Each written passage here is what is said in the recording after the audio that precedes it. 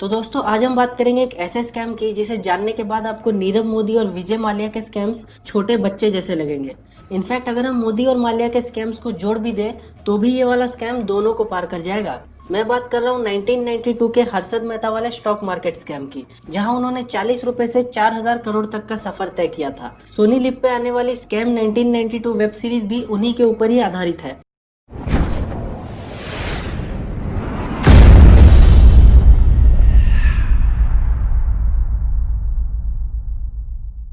चलिए पहले जानते हैं कि हर्षद मेहता आखिर थे कौन। दोस्तों हर्षद मेहता मुंबई के एक अमीर और जाने माने स्टॉक ब्रोकर थे, जिन्होंने 1992 में 4000 करोड़ रुपए का स्टॉक मार्केट स्कैम किया था, जो कि आज के रुपयों के हिसाब से 24,000 करोड़ रुपए बनेंगे। अगर हम नीरव मोदी के 11,000 करोड़ और विजय माल्या के 9,000 करोड़ को मिला भी दें तो भी इतने नहीं बनते हैं। पर उनकी कहानी को इंटरेस्टिंग ये बात बनाती है कि जब वो मुंबई में आए थे उनकी जेब में सिर्फ और सिर्फ 40 रुपए थे।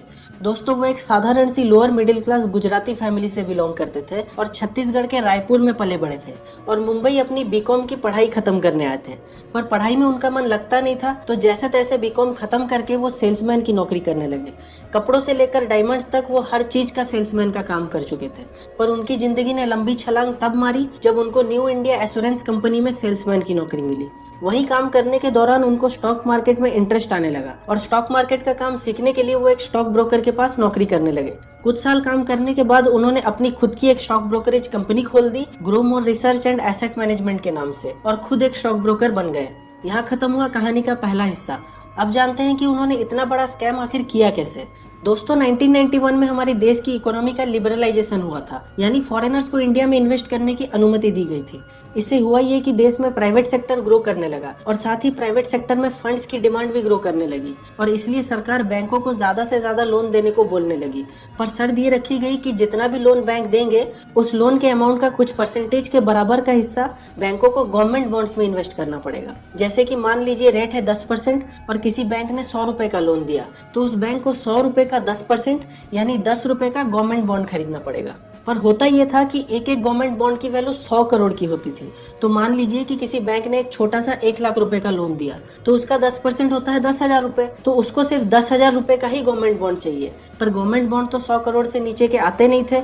इस दिक्कत से निपटने के लिए बैंकों ने एक तरकीब निकाली, रेडी फॉरवर्ड डील के नाम से। इसमें होता क्या था कि अगर किसी बैंक के पास जरूरत से ज्यादा बॉन्ड पड़े हैं और किसी बैंक के पास जरूरत से कम, तो ज्यादा वाला बैंक कम वाले बैंक को 15 दिन के लिए अपने एक्स्ट्रा बॉन्ड उधार में दे सकता है, ताकि उसकी जरूरत पूरी हो सके। पर इंटरेस्टिंग बात ये थी कि इस पूरे प्रोसेस में कहीं भी असली बॉन्ड का लेन देन नहीं होता था। ये किया ऐसे जाता था कि मान लीजिए एक बैंक है ए जिसे कि 4,000 का बॉन्ड चाहिए, और एक बैंक है बी जिसके पास 4,000 के बॉन्ड एक्स्ट्रा पड़े हैं। अब बैंक ए क्या करेगा कि वो एक बैंक रिसिप्ट लिख के देगा बैंक बी को, जिसमें लिखा होगा कि उसने बैंक बी से 4,000 के बॉन्ड उधार में लिए हैं और वो 15 दिन के बाद उसे लौटा देगा। और इस रिसिप्ट के बदले बैंक बी बैंक ए को 4,000 रुपए देता था, और 15 दिन बाद बैंक ए 4,100 रुपए बैंक बी को देके अपना रिसिप्ट वापस ले जाता था। ये जो एक्स्ट्रा 100 रुपए बैंक बी को मिले, ये उसका प्रॉफिट होता था, क्योंकि जाहिर सी बात है अगर उधार देने वाले बैंक को कोई प्रॉफिट होगा ही नहीं तो वो अपने एक्स्ट्रा बॉन्ड को उधार में देगा ही क्यों। अब यहाँ तक तो सब ठीक चल रहा था, पर दिक्कत कहाँ हुई? दिक्कत यहाँ हुई कि जो बैंक रिसिप्ट और पैसे का लेन देन है ये डायरेक्टली दो बैंकों के बीच होना चाहिए था। पर काम को आसान बनाने के लिए और टाइम बचाने के लिए बैंकों ने ब्रोकर्स का सहारा लेना शुरू कर दिया। ब्रोकर्स कमीशन के बदले दो बैंकों को मिलाने का, उनका पेमेंट क्लियर कराने का और बैंक रिसिप्ट की डिलीवरी करवाने का काम करने लगे, और साथ ही साथ 15 दिन के डील के बाद पैसे वापस करने की गारंटी भी ब्रोकर की होती थी। इससे हुआ ये कि सारे बैंक्स ब्रोकर पे पूरी तरह डिपेंडेंट हो गए अपने रेडी फॉरवर्ड डील्स के लिए। अब शुरू होता है हर्षद मेहता का रोल इस पूरे प्रोसेस में। दोस्तों हर्षद मेहता भी यही वाला ब्रोकर का काम करते थे, पर वो इतने फेमस और भरोसेमंद थे कि धीरे धीरे बैंकों ने रेडी फॉरवर्ड डील के लिए एक दूसरे के नाम पे चेक बनाने के जगह हर्षद मेहता के पर्सनल अकाउंट के नाम पे चेक बनाने लगे, और हर्षद मेहता ने इसी भरोसे का फायदा उठाया।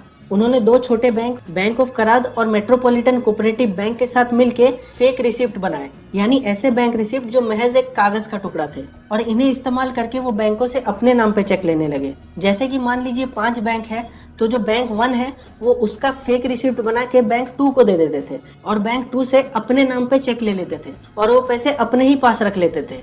फिर 15 दिन बाद जब बैंक 2 रिसिप्ट लौटा के अपने पैसे वापस मांगने आता था तो वो उस रिसिप्ट को बैंक 3 को दे देते थे और 3 से जो पैसे मिलते थे उसे बैंक 2 को दे देते थे। फिर 15 दिन बाद यही वाला चीज वो बैंक 4 के साथ करते थे और फिर बैंक 5, 6, 7 और ऐसे ही वो फेक रिसिप्ट पूरे सिस्टम में घूमता रहता था और बैंकों को पता भी नहीं चलता था।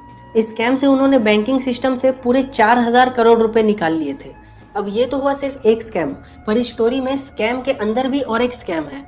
दूसरा स्कैम ये था कि जो पैसे उनको फेक बैंक रिसिप्ट वाले स्कैम से मिले थे वो उससे स्टॉक मार्केट में शेयर खरीदते थे।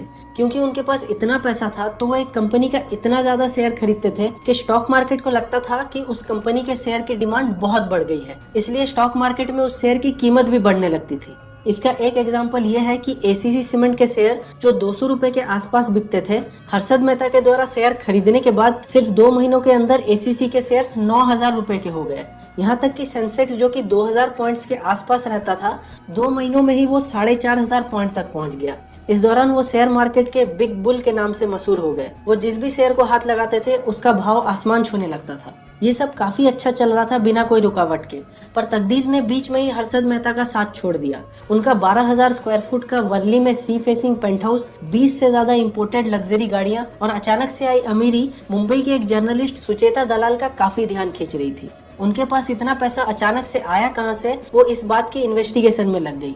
कहते हैं कि हर्षद मेहता के कुछ कॉम्पिटिटर्स ने उनको मार्केट से बाहर निकालने के लिए सुचेता दलाल को पूरे स्कैम के बारे में बताया और 23 दिसंबर 1992 को सुचेता दलाल ने टाइम्स ऑफ इंडिया अखबार में हर्षद मेहता का पूरा स्कैम एक्सपोज कर दिया। इस स्कैम के एक्सपोज होने के बाद स्टॉक मार्केट धड़ाम से नीचे गिर गया और सारे इन्वेस्टर्स को पूरे 1 लाख करोड़ का नुकसान हुआ।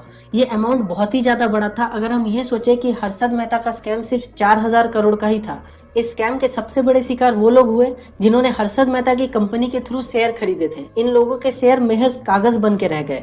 ये स्कैम इतना बड़ा था कि फाइनेंस मिनिस्टर मनमोहन सिंह ने अपना इस्तीफा दे दिया था, पर बाद में उनके इस्तीफे को मंजूरी नहीं मिली। और तो और स्कैम में हुए लॉस की वजह से विजया बैंक के चेयरमैन ने सुसाइड भी कर लिया था। स्कैम के बाद हर्षद मेहता को गिरफ्तार किया गया और उनके खिलाफ कोर्ट में 72 क्रिमिनल केसेस और 600 सिविल केसेस फाइल किए गए और 3 महीने पुलिस कस्टडी में रहने के बाद आखिरकार उनको बेल मिल गई। और बाहर आने के बाद उन्होंने एक प्रेस कॉन्फ्रेंस में ये खुलासा किया कि बेल दिलाने के लिए उन्होंने प्रधानमंत्री नरसिम्हा राव को 1 करोड़ रुपए का रिश्वत दिया था और साथ ही वो बैग भी दिखाया जिसमें वो ये पैसे लेके गए थे। हालांकि जांच में इस बात के कोई सबूत सीबीआई को नहीं मिले। यहाँ एक बहुत इंटरेस्टिंग सी बात आपको बता दूं कि जब वो बेल में बाहर आए तब स्टॉक मार्केट की बाकी इन्वेस्टर्स की तरफ से उनको एक हीरो जैसा ग्रैंड वेलकम दिया गया। मुझे डाउट है कि नीरव मोदी और विजय माल्या को कोई ऐसा वेलकम देने का सोचेगा भी। पर ये खुशियां ज्यादा दिन तक नहीं रुकी। सितंबर 1999 में उनको बॉम्बे हाईकोर्ट ने 5 साल की सजा सुनाई और 2 साल बाद 31 दिसंबर 2001 में थाने की जेल में उनकी हार्ट अटैक से मौत हो गई। दोस्तों, सीबीआई की इन्वेस्टिगेशन में ये बात भी सामने आई कि शायद हर्षद मेहता महज एक बलि का बकरा बने थे, जिनके स्कैम को एक्सपोज करके बड़े और ज्यादा पावरफुल लोगों ने इससे भी बड़े स्कैम से सबका ध्यान हटाने की कोशिश की थी। पर स्कैम कितना भी बड़ा हो, एक ना एक दिन बाहर आएगा ही। हर्षद मेहता के मौत के बाद भी कोर्ट में उनके केसेस चलते रहे और आज की तारीख में उनके ऊपर लगे सारे क्रिमिनल केसेस में सुनवाई हो चुकी है। पर अब भी कुछ सिविल केसेस हैं जो स्कैम के 28 साल बाद आज भी चल रहे हैं। हर्षद मेहता के केस से हमें हमारे लीगल सिस्टम की स्पीड का भी पता चलता है, जो कि इतना स्लो है कि इस केस के दौरान हर्षद मेहता के भाई अश्विन मेहता ने 50 साल की उम्र में लॉ की पढ़ाई की और अपने भाई का केस आज भी लड़ रहे हैं।